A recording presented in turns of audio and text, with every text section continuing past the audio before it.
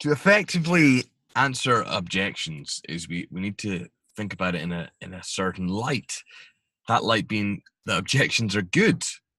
So let me take a step back. Our goal in the sales conversation is to take somebody from point A, which is knowing very little about our product, curious about our product, just in the market for our products, and move them to a place of point B. And point B being they decide that yes, this product is for me and I want to move forward, or I'm not going to move forward at this time. But either way, we've made a decision. That's our goal. That's all we can ever expect from a sales conversation. Now, we want them to buy every time. Of course we do. But we know that stress and panic comes from believing that every single customer is going to buy. Our job is to do the best possible version we can to compel those that might and will say yes to in fact say yes, and to leave the no's better than we found them. But on objection handling, so to move them from point A to point B. Now, why are objections a good thing? Objections are a fantastic thing because they are our road signs and our directions to move us closer to point B. If we start off in point A, not knowing much about our customer, probably knowing nothing about our customer, the objections are clues to what the customer cares about. So if they object to price, we then learn more about the customer. We learn that price is part of the equation, and we also learn what we need to answer in order to move the customer forward. So with that price example, oh, I think it's too much. What they're really telling you is, if you can tell me why it's worth that amount of money, if you can justify that to me, I'm able to move forward. The worst customer, the hardest one to deal with, is the one that gives us very little to work with. It gives us no objections because we don't know how to move the conversation forward. So objections are a good thing for that very reason. They give us places to move forward, to move the conversation forward. The first rule of answering objections successfully is to always agree with the customer. Now, how do we break that down? Because ultimately, by answering the objection, we probably don't agree with the customer. However, you cannot start from that place. You have two choices when dealing with people in this context. You can either be right and make sure that you're right, or you can appreciate that the customer isn't stupid and has come to their conclusion for a set of reasons, and then you can look to open up their mind to alternatives. The second will result in a sale, or is much more likely to give you a sale. The first will make an enemy from your customer.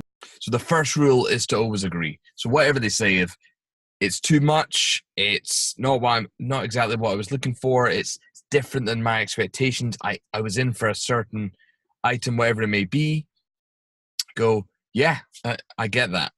I agree. It needs to be the first sentence. The other reason why it's a great starting point is it's not what the customer is expecting. It's disarming because the customer isn't expecting it. They're expecting a rebuttal. However, you need to remain respectful that they have come to their conclusion for a reason. So start with agreement. Then you can look to open up their mind to alternatives. What we've created is an objection handling booklet. This contains every objection that we have come across.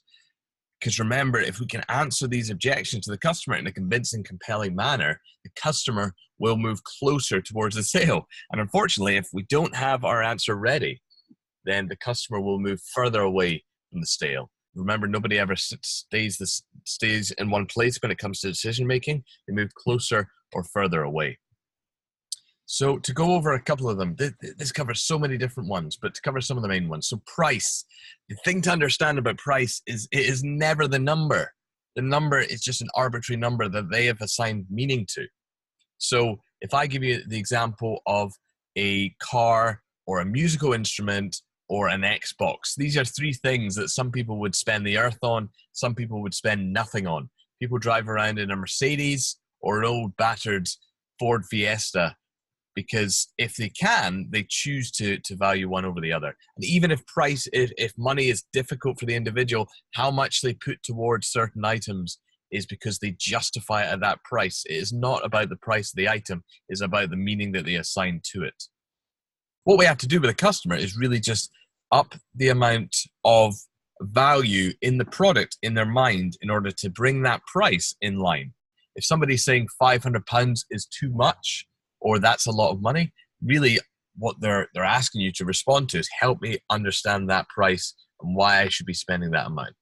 So the answer we have for price that has brought us the most success in the last 8 years, you can buy a sound system for less than £200, just like you can buy a car for less than £1,000. It'll never be built for quality, and it will not be built for longevity. At Orbit Sound, we couldn't build a soundbar we were proud of for less than £300. The price tag of the sound system can be in the thousands, and definitely in part because of the advertising costs, like Sonos, for example, at £1,400. People still invest a lot for that kind of thing. Orbit Sound allows you to access that high quality of audio designed for your home with a wooden casing and sleek design. In addition to this, Orbit Sound delivers unique patented technology not even available in sound systems worth thousands, and it does this for just $399. So there's a couple of things going on here.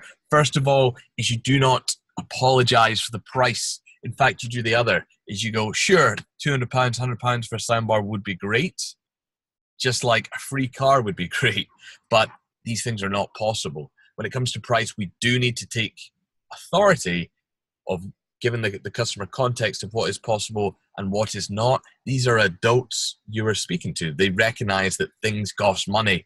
As much as they might want it for free or next to free, they do recognize that that isn't possible. So we need to stand strong with our price at 300, 500, whatever it may be. It is that price for a reason.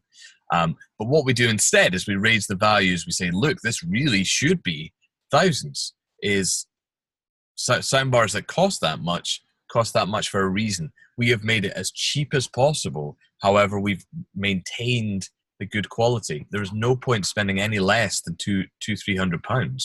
If you're doing that, you're compromising on cost, quality, and longevity of the product as well. Now, if you can add longevity to the use of the product, then the customer will appreciate it more and value the price more. So £500 for something that lasts a year is £500 a year. Of course, if it lasts for a decade, then it's £50 a year. So that's a lot more palatable. So again, we're doing nothing but reframing that number in their mind, adding value, adding to that price point rather than reducing it. Say, doing the common con man version of sales of, well, what if I knocked 50 quid off? The money off, it's not going to matter. It is the value they want to see. So the objection, I was going to buy X, or I actually came in to look at X. This objection is great. The customer is giving you valuable information about what they look for in a product like yours. You know, in the case of Orbit Sound, I actually came in looking for a Sonos. So our answer to that is, interesting. What attracted you to that? What was it you liked about it? What this gives us the opportunity to do is to delve into the customer's mindset of, well, what do you like? What were you looking for? What was it about that product that compelled you to be in the store today?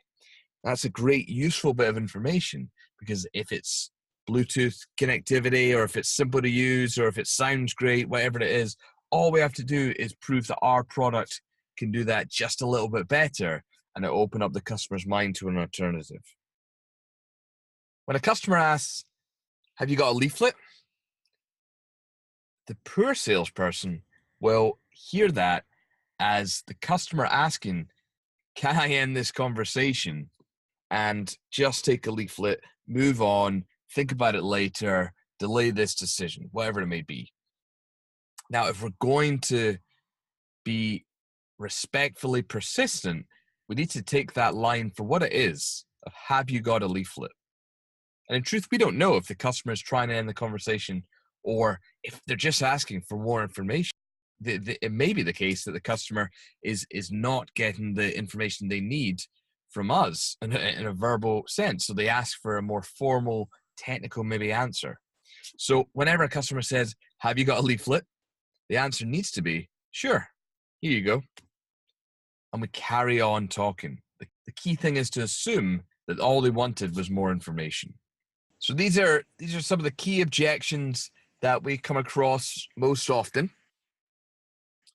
by giving this intelligent answer and addressing it in this way, we are setting ourselves up in the most successful way possible to move the customer from point A to point B. To conclude, objections are a great thing. They are road signs on the way to a successful sale. So follow the scripts, follow what works, and make this process easy on yourself and your customers. Good luck.